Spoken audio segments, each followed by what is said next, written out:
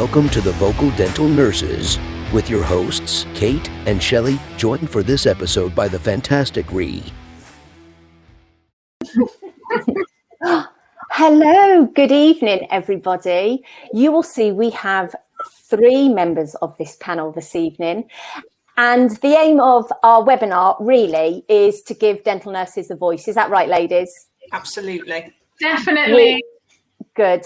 You will see we have the lovely Shelly. Hi, Shelly. From Bewdley. And we have the lovely Rhian from Newtown. Hello, Rhi. Hello. That was like really official, Rhian. We have Rhian. You have to call me Rhian, it's fine. Ladies, thank you so much for joining us this evening. We really are just going to have a general chit chat. We've all just had a little chat off air, and I think we're all on the same hymn sheet when I say that dental nurses don't really have a platform or a voice. So we're hoping over the weeks and months to invite more people onto the panel and just chew the fat really about the daily issues that dental nurses face, the pay, what would make a person go into dental nursing, things like that. So Rhi, can we start with you? Because now I obviously know where you work, I know what you do. Share it with us, Rhi, and don't be shy. Thank you, Kate, for having me this evening. So I feel incredibly privileged. So what I do, so I have been in dentistry for almost 20 years. So it's 20, but I think it's 20 years this year. So yeah, it's gone so fast. So over the period of time, so I've done so much, but where I am now, I work for one of the largest corporates, so I think the largest corporate dentistry. Am I allowed to say who I work for? Yes, please do. Please do. So I work for IDH. So I work for my dentist. I work at an advanced oral health centre. So basically, pretty much like a referral hub as practices go. So anything within dentistry kind of happens under our roof. So a lot of our patients are referrals from other practices and patients who self-refer and social media and things like that. So we're lots of implants, which, you know, there's an amazing guy called Carl Horton. Oh yeah, I think I've heard of him. I don't know if we'll pay you after. I'm not sure if any of you have ever heard of him, but anyway, so we do implants is a big part of what we do at Newtown. We've got short-term ortho, everything cosmetic. So the only thing we don't really do is sedation yet. We'd like to say. So that's kind of us as a practice, as a family. And so what my role, I am a qualified dental nurse, I'm radiography trained, oral health educator, fluoride application, impressions, and all of that additional skills. But my role at Newtown, I'm the treatment coordinator. So I don't really work chairside anymore with any dentists unless it's covering or there's a particular case that requires me to kind of journey one-on-one with that patient, and it just kind of is appropriate for me to be chairside for those appointments for that particular patient. But as a rule, I'm not chairside anymore. Occasionally Carl lets me in and lets me drop some clean bits and bobs, which is so yeah, not chairside anymore. So treatment coordinating is, if not everybody really knows what that is, some, you know, quite a lot of practices have them now in practice, which I think they're an absolute fantastic tool and asset to have in the practice for patient journey, more so, but then also when it comes to practice. So, you know, you relieve that pressure from the clinicians, we relieve pressure from the nurses as well. So I feel like I'm kind of in between and kind of almost like the glue that kind of pulls all the different pieces together, especially in such a big practice where there's so many different things happening. As a treatment coordinator, you have to know a bit of everything, and I kind of like to think maybe I pull things together, so connect the patients with the right clinicians, because that's really important. Ensuring the clinicians have got everything that they need to do what they love and to do what they're passionate about, and to see the patients they want to see, to be doing the treatments and delivering the treatment that they're passionate about, to have the end of that treatment with those patients and it's an emotional journey for patients to embark on big treatment plans. So I like to think I try and make that all a bit smoother for everybody that's involved, and that goes for the nurse, for the reception team, for the clinician, and obviously most importantly the patient as well. So that's kind of what I do as treatment coordinator, even though I'm a nurse. My role at Newtown is nursing. So, Rhi, I've over the years of me working with different practices, Shelly, I don't know if you've come across this, especially coming from a TCO background myself. I've known people that have not been a dental nurse and have gone into TCO work.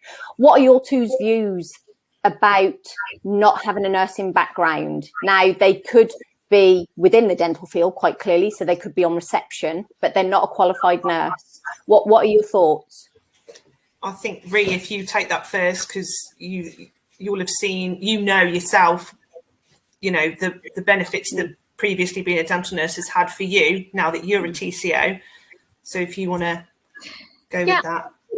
Thanks, Shelley. There's definite merit in both. For example, having a clinical background, being a qualified nurse really opens up and relieving a lot of pressure for the clinicians. So, for example, we're a digital practice. So we do triage scanning. So all of our, for example, short-term ortho cases and treatment planning is all done digitally. So we don't really take impressions. We can do treatment simulations and smile design and all things like that. And there's a clinical TCO, so a TCO who's got a dental nursing background, if they've got that competency or that extra certificate, that additional skill to do, whether it's impressions or whatever it is, I can take that pressure off the implantologist. I can do a bit more of it, instead of just having a consultation, a pre-consultation with the patient and it's all talking and showing pictures and models. I can actually go a bit further. And for example, when it comes to the implantologist with Carl, for him, if he's got a digital scan up front, if he's got clinical photographs, if he's got a really detailed referral medical history and that rapport's already built with me, I can kind of just really hand that over to Carl or Neil or whoever the clinician is. So they are one step ahead before they've even met the patient. And I think that's where being clinical or having a clinical background really adds value. However, having more of a non-clinical background also has a lot of merit and adds a lot of value to the practice. For example, I'm rubbish at admin. Okay. I'm people, not paperwork. So I can do paperwork. I can do all the social media. I can do all the commercial stuff, but it takes a lot more of me to do that. Whereas maybe more of a commercial TCO would probably just whiz through all things like that. So there's merit in both. But what the most important thing is, if you love people, if you love people and you're passionate about building up rapport, it doesn't actually matter whether you're clinical or non-clinical. Personally, I would always, if I was a manager employing a TCO, I would 100% go clinical every time. Yeah, I can understand that. I can understand that. With the nurses, I mean, I'm sure we've all worked with fantastic nurses in our dental journey, the three of us, and each one of them have their own merits. They have their pros and they have their cons, much like you've just said, Rhi, actually. One will have a strength, one would have a weakness. The organisation skills could be great, but the communication skills might not be as good. Now, I'm sure you agree with me, those really would need to be married together to be a good dental nurse, if you like. With dental nursing, can you guys remember your first day when you just decided that you were going to go into dentistry? Oh, Rhi can. Look at Rhi's face. Go on, Shelly, you go. Can you remember, Shelly? I can actually. So it was the think it was the 21st of April 2004. Oh my gosh. And I'd gone for the interview the previous evening, and she'd offered me the job there and then. So I had to start the next day. I was like, oh, I'd just done A-levels, so I was sort of, bobbing around. Mum's like, you need to get a job. What are you going to do? What are you going to do?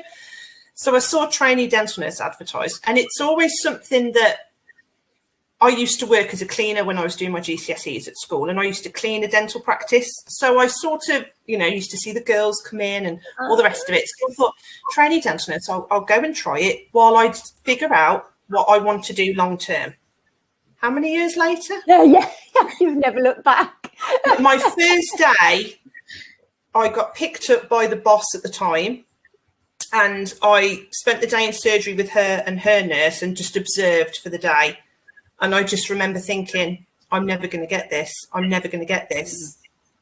And it's just, you do though, don't you? It's just so much to take in those first few months. But 100%. Do you remember when you first listened to charting? I can. And I got one of the brown inserts for the NHS cards. And I can remember sitting there, and I got Mr. Wickers, the dentist at the time, to go through every surface of the tooth, and whether it was an amalgam composite, whether it was a crown, whether it was a bridge. And I wrote it down, and I'll tell you what, that one piece of paper or card was my Bible. And I folded it up and I put it in my nursing tunic pocket, and it was my Bible. And I tell you what, by the end of the week, I knew everyone on there. I knew everyone.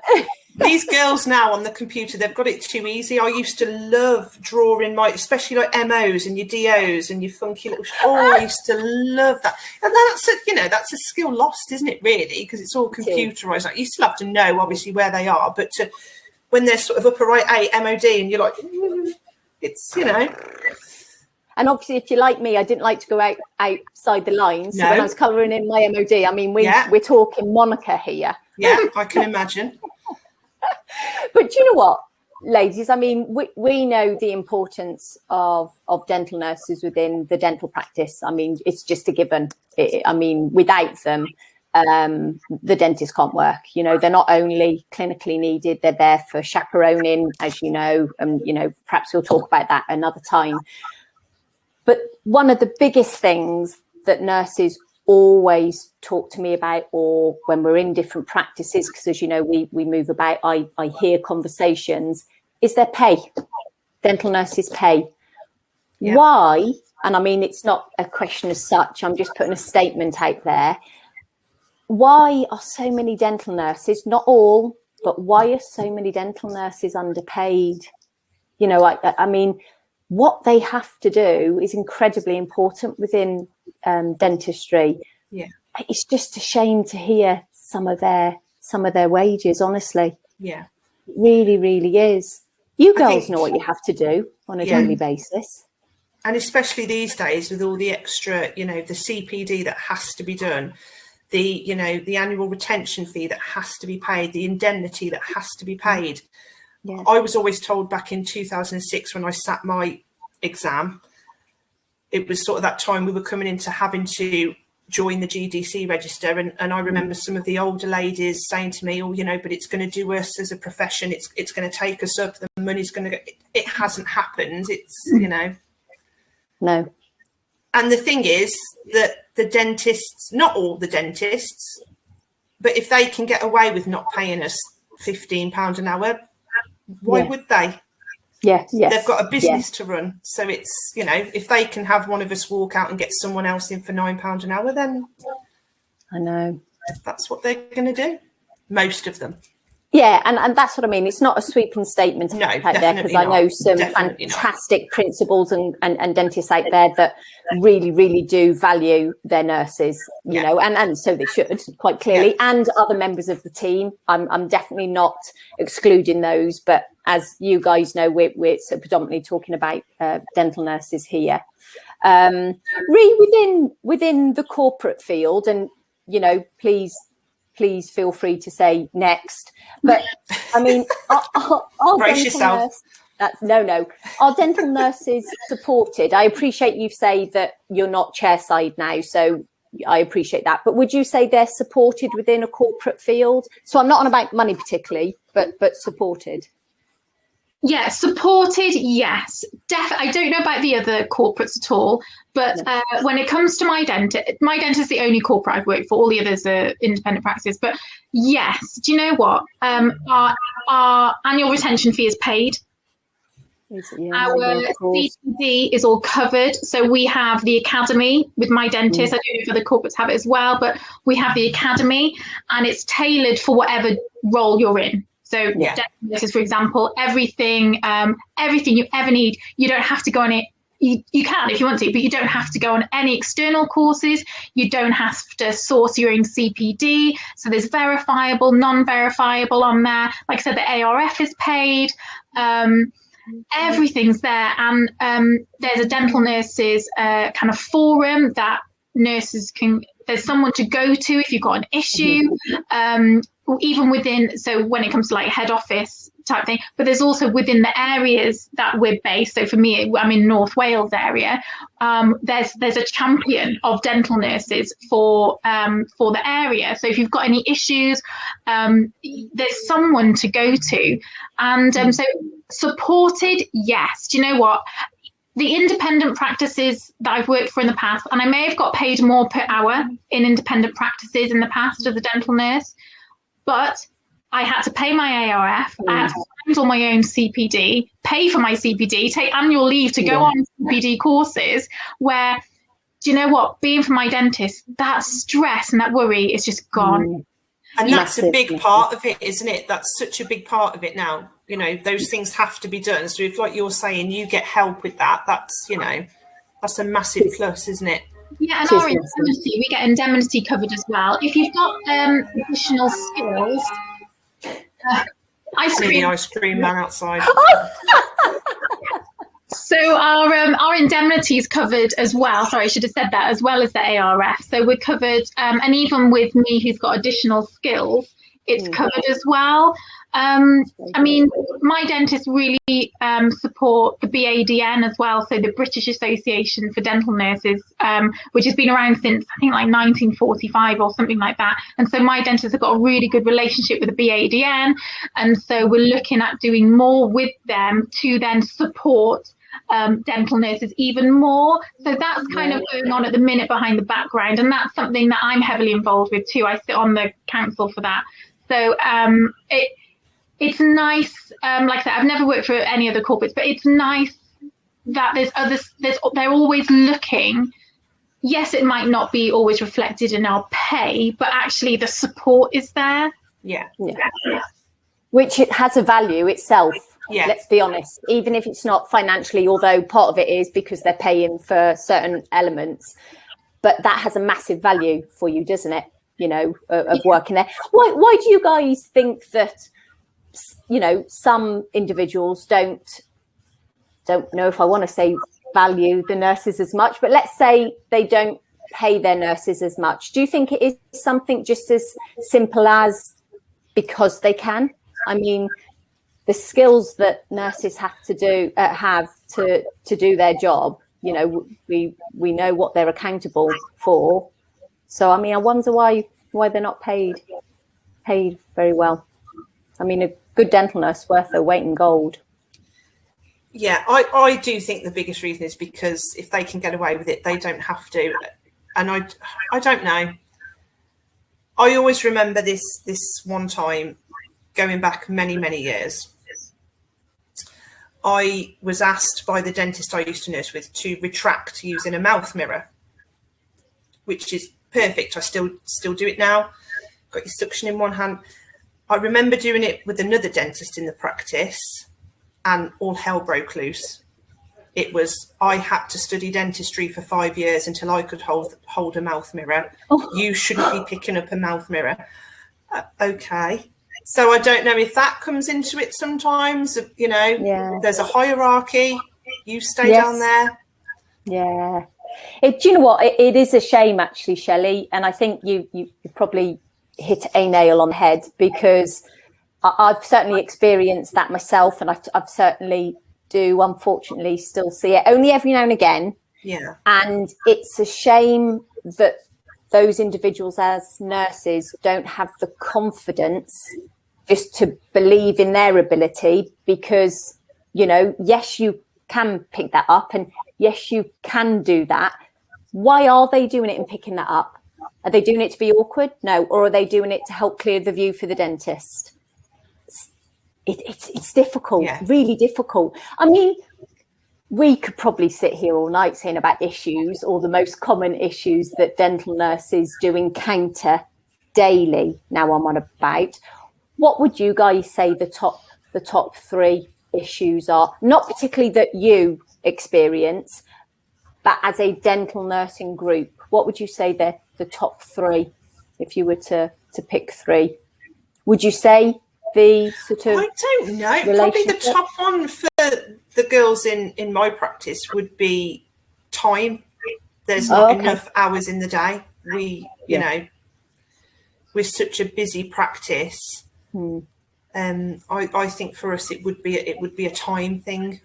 So do you mean like turnaround time, Shelley, for example, between one patient to the next, COVID aside, obviously? COVID aside, forget all that. Just, I mean, we tend to have a lot of, because there's 12 dental nurses in my place. A lot of us are part-time, so you've always got someone on holiday. This week we've had to send girls over to one of the principals' other practices.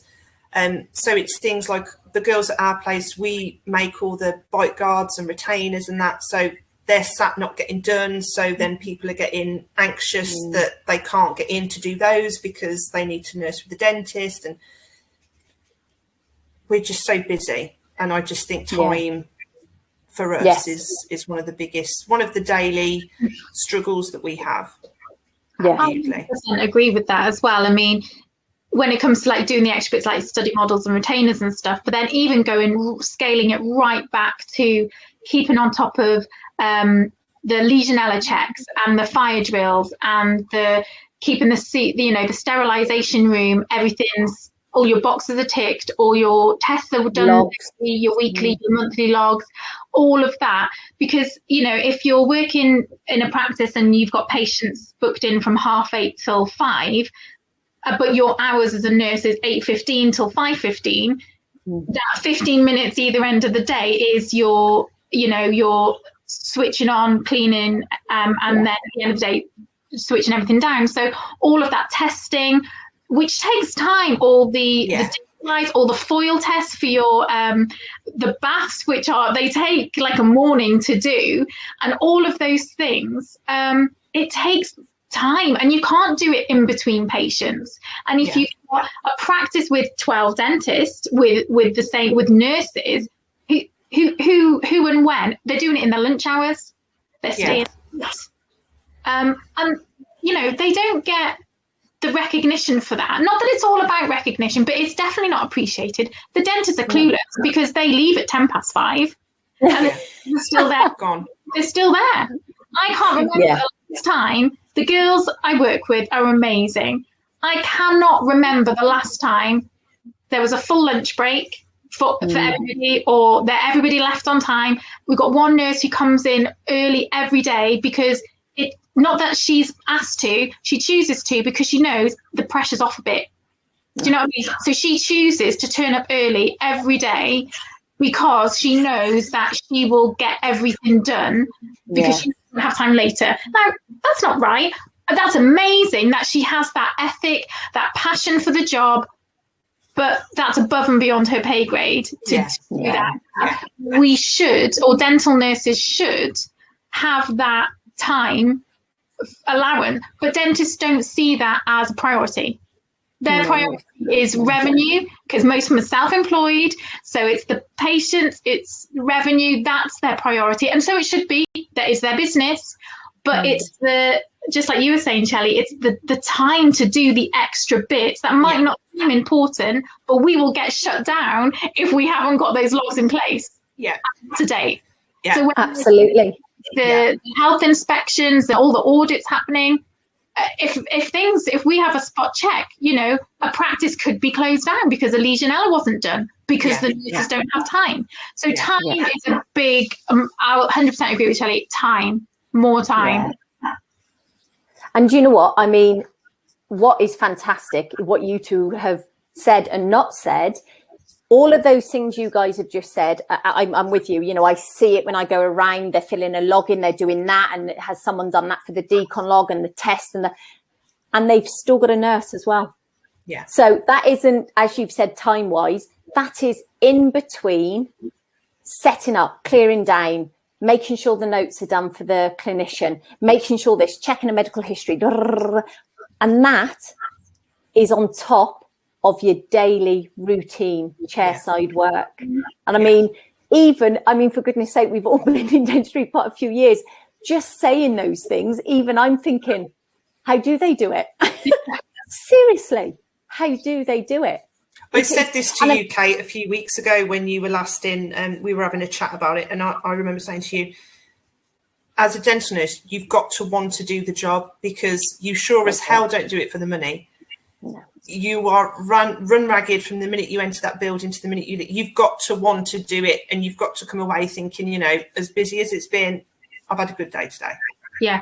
Because and that's the realness of it. It's just crazy. Just doesn't stop. It certainly is. I agree 100% with you, Shelley, and it doesn't always stop when you get home, especially if you're a head nurse and you're getting those phone calls with so-and-so's not coming in, and you know, your day doesn't stop there, does it? And I know for a fact that you two, and when I say take your work home, I mean that I credit to you both. You don't have the personalities that you're just going to shut off and that's it. I know you're both at the beck and call of your team, and you know, you'll do anything you can to help them. So it doesn't just stop when you leave the practice, does it? It really doesn't. And you're right, you've got to love that job. You have got to love it, because not every dental nurse is appreciated. And I will put it out there, for the amount of practices that Carl and I travel around in, I have got to say, and it's so lovely to see, that virtually all of them have very supportive clinicians. Yeah. And it is a joy to see. It is. I mean, Shelly, as you know, we did a podcast with Jag last week, and I mean, he loves the bones of his team, and that's very clear. Ben's the same with Malvern, and obviously with Bewdley, and it is lovely to see. It really is. And we know that we've landed lucky with those guys, and I try and instill in the girls that we employ as trainees, as someone that's done it for a long time and worked with different dentists, worked with different employers, you won't find better. No. So, you know, it's difficult. We were talking about that. It is very difficult. Do you know what, Rhi? Ben, who you've just heard us talk about, and you've probably seen on some of our other webinars, he every Friday he doesn't work with you on a Friday, does he? No. Shelley. No, so it's not Malvern, I think, Fridays. Yeah. Every Friday he buys a takeaway for his team. Every Friday. But do you know what? The way he said it, it wasn't for us to it's go, not for oh my goodness. No. You are so right, because as it came out, he said something, and we just went, what? Oh, yeah, every Friday, it's the least I can do. And I thought, oh, my goodness. I mean, I must admit, I was extremely lucky in my nursing days. I mean, when I was younger, it was very, very different then anyway. But as I grew in confidence, I worked with some fantastic clinicians, and they were so lovely. They really were, and supportive. So supportive. And that itself is worth millions and trillions of pounds. Yeah. And he used to buy me sushi. So, I mean, for goodness sake, right? Winner. Yeah. Winner. Do you know what? What I think as well is nurses should be paid, maybe I won't call it danger money. And I'm sure you two, if you do sort of live and work in the same town as your practice is. I was in a local supermarket many years ago. Somebody came up to me. I was in the bread aisle and took their denture out and tried to give it to me because it needed repairing. No. And you know, when you think, I must admit, I can remember standing there thinking, I'm not paid enough for this. No.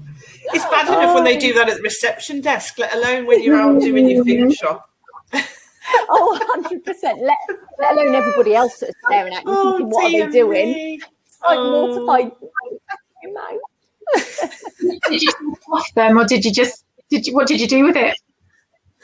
I told them to put it back in their mouth, and I gave them the number of a local lab in Tenbury, but I was mortified. I think I even forgot my bread. I bet. Yeah.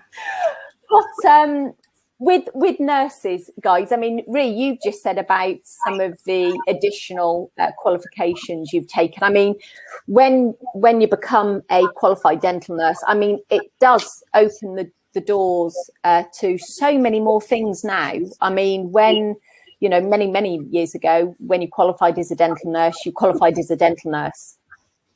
That's it. But there's so many more things you can do now, ladies, isn't there? Yeah. Oh yeah, absolutely. It's not a job, like what we were just saying a few minutes ago. It's not a job. It is, for me anyway, it's my career, and it's something I'm really passionate about. And you, as dental nurses, you do it for the love of the patient care journey and everything else, but the progression within it as well. So, you know, quite often you see dental nurses, qualified, they work as a dental nurse, and then eventually they might be a practice manager. And that's a really great career ladder or career journey to be on. But again, don't like paperwork. So practice manager would be something not for you. But within dental nursing, there is so much scope, and the GDC said that you've got the scope of practice, and they, as you know, you've got the qualification for it, or the competency to be able to do it, and signed off by the dentist. But it's just, the possibilities are endless. Like, even if it's not additional skills, there's other things you can get involved in with having the standard dental nurse qualification. Even if you've only got that, there's stuff that you can do without doing additional skills. So, for example, like charity work and stuff. So you've got Crisis at Christmas, and down in the big cities, they just run a dental clinic for homeless people. You know, that's an incredible experience, and you don't need any additional skills to do anything like that. But what a thing to put on your CV, the experience to have. It's just, and the feeling to be able to just give something back and appreciate it. Like, you're not just doing veneers, and you're not just doing whitening. You're actually making something really changing, like in that moment. I went in 2007. I went to Uganda, and we were there for about 4 weeks, and I worked as a dental nurse. I'd only been a dental nurse maybe 4 or 5 years, and I absolutely loved it. And it was from that did I then realise that there was so much more available, because I was exposed to a whole different group of people whilst I was there, as in like other clinicians and other nurses. And I was like, didn't realise I could qualify and do X, Y, and Z. It would just, that opened my eyes to because at the time I was working in a completely private practice. We didn't have any, even the kids were private in the practice. So for me, that was a massive eye-opener. Like, wow, there are dentists, there's such needy people. And that was just in Uganda, so goodness knows what it's like over here. So it absolutely changed the way I looked at my career, at dentistry as a whole. I got involved in so much more by being exposed to that. But yeah, additional skills, oh my goodness, it's just, if you've got the support from the clinicians, and you've got, and you're in the right, and the practice managers as well, and the rest of the nurses around you, if you've got the support and the drive to do it, then the possibilities are endless.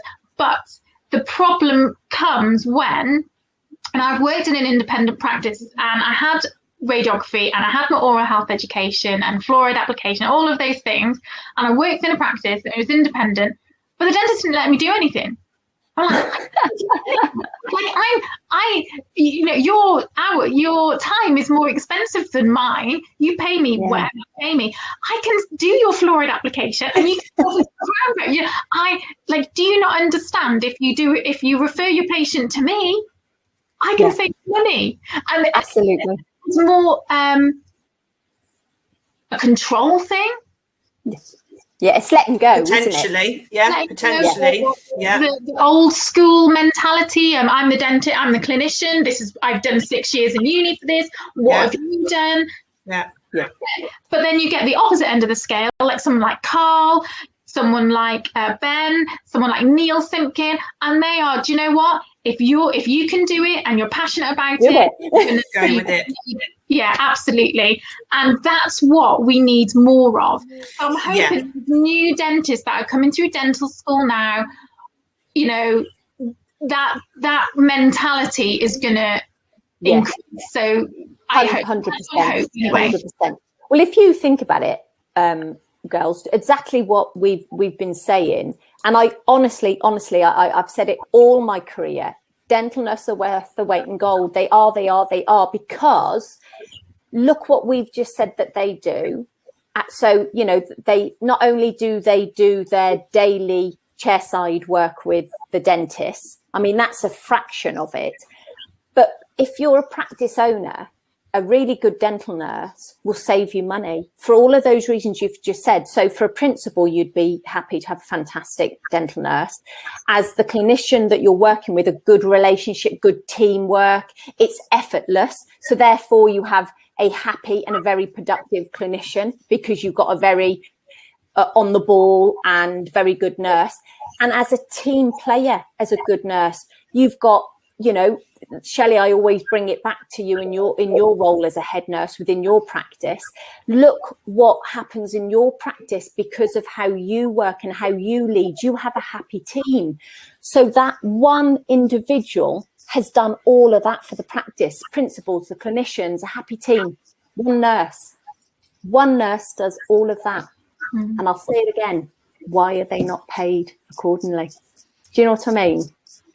We could stay here all night, ladies. We could go on and on and on. Can I just say that I know Jag, my principal, touched on this when he was last on with you and Carl Kate last week.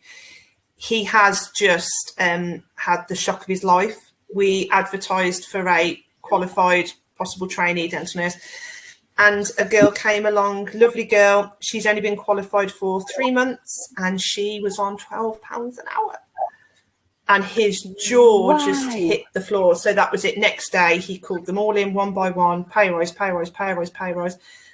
And I think it's because so many people, especially after COVID now, all the restrictions, all the extra PPE, the extra cleaning, which is what we do all day long anyway, but it's more and more and more. Why would you stay and wear all that gear and work like a dog when you could go to a supermarket and be paid exactly the same? And I think 100%. He did have a real shock, and he sort of said to me, I've come to realise if I want to keep the girls that I've got now, which he does because he worships every single one of them, I need to reflect that in their pay. And I was like, you won't get any argument from me. I'm all for it. They are, Jack, that's for you. They'd go up and up and up. So, I agree with you. And do you know what a fantastic chap for doing so. Yeah, Shelley. I mean, he is a lovely chap, and I mean, in some respects, I suppose we are a bit biased. But Rhi, you've heard us talk about him. I mean, he is fantastic, and so's Ben, and so are so many more people out there as well that we all work with. And I'm sure over the times we will come to mention them. But fair play to him for doing that, because exactly what you said at the beginning of this webinar is some people carry on paying the same wage. One, because they can, and to be honest, two, because they just don't realise. I don't think there's any malice in some of it. It's routine. Yeah. It's routine. And if you're not going to mention to me that you're not happy with your wage, well, I'll carry on paying you £9 or do you know what I mean? So it's not always done out of a lack of respect or understanding. I think it's just people don't think sometimes, and it's a shame. It is a shame. It's a shame. It is a shame, but I do know that the British Association of Dental Nurses, this is something that they've really fought over, but they can't enforce dentists to pay more, but it's something they've really fought for a long time. And finally, they're in talks with a few of the big corporate dental corporates, dental corporates, in being able to get a feel for what the pay is and the pay structures, and to be able to put a national kind of base through, so you can't get paid below it. And that is just like the NHS, like the banding system type thing.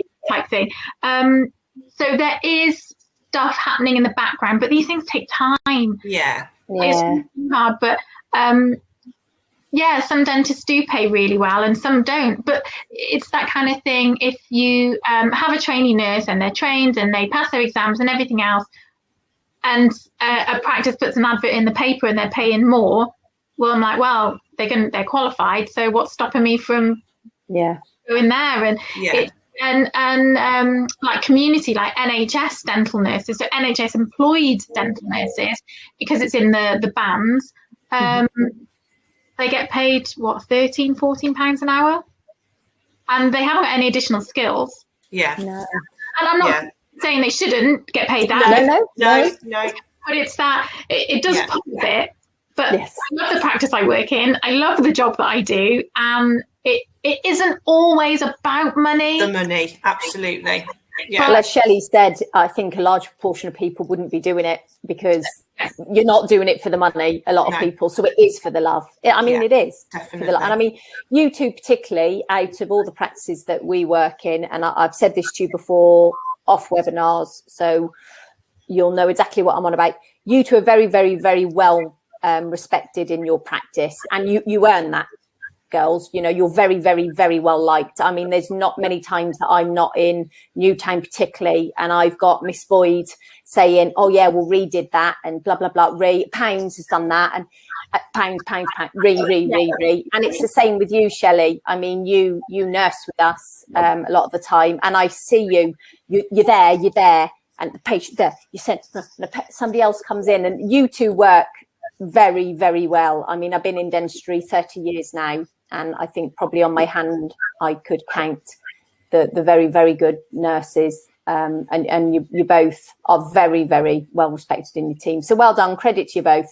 Thank you, Kate. That's a lovely thing to say. No, you've earned it, and I've seen it. You know, I mean, it's lovely. I wish, do you know what? I think that's what people need to see. You know, like that fly on the wall thing when they don't know that you're there. So when I hear, like I said, your team talk about you, Rhi, and Shelley, I see that's what I need to do is, or people do, is get that and give that to, you know, your boss, Rhi, and, you know, your boss, Shelly, and say, there you are, look, this is what you don't see, because it's different when you're about.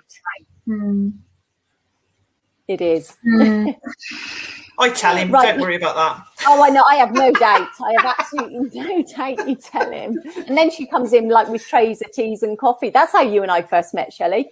You came in with a tray with everybody's tea on, and you looked up and said, would you like a tea or coffee? I thought, you and I, we're going to get on, kids. I don't know if that was before or after you gave me chocolate. I'm not sure. Sugar free. I know a way to a girl's heart, Kate. What can I say? Hey, come on. What can I say? I often bear gifts of dime bars. You certainly do. You certainly do, yes. They don't get as far as you, Rhi. In fact, I did manage to get to you the one time, because normally Sarah and I will scoff them. But I actually put two in my pocket. I went and found Rhi, and I had one for Sophie, I think. So I did manage to get one to you. Like a butterscotch or a lemon sherbet or something. You're like, I did this all day for you. So it was perfect. Oh, bless you, Kate. Why not a bit of sugar? It doesn't hurt sometimes. Just make sure you clean your coffee after. Right, ladies, on that note, I mean, I would talk to you guys all night. I really, really would. I want to say a personal thank you to you both, because I know that you've both been working today, and I know that you're going to be working tomorrow, and I know you've got your family to look after tonight. Both of you, thank you very, very much. You're welcome. Rhi, honestly, a massive thank you. Shelley has got the unfortunate job of staying on this panel when we go through this journey on these webinars. Unlucky, Shelley. Right. I'll cope. You'll cope. Rhi, please don't be a stranger. You know how I feel. I'd really, really love it. And I know I said to you, Shelley, didn't I, that I think you'll be thinking the same. Please join us again. Please. I would love to, anytime. So thank you for having me. It's really great to meet you, Shelley, as well. Yes, and you. We'll meet in person. Who knows? That'd be lovely. Yes. That'd be lovely. My goodness. You know what? We've really even nice. given up on saying things like that now, haven't we? Because we've become so accustomed of doing this that we realise we can actually potentially meet. Wouldn't that be marvellous? At some point. So no, thank you very much. And I'm happy to jump on another time. And yeah, fantastic. Great. Well, we're out there to support the dental nurses, the whole dental team, but we're gonna try and get some voices for dental nurses. So anybody, if you want to join in, please don't hesitate to get in contact with us, kate@hortonimplants.com, or you'll find my number on our website. Please get in touch. Let's hear your voices. Ladies, have a lovely evening. And you, lovely. Bye, Rhian. Nice to meet you. Take care, guys. Take care. Bye-bye. Bye. Bye.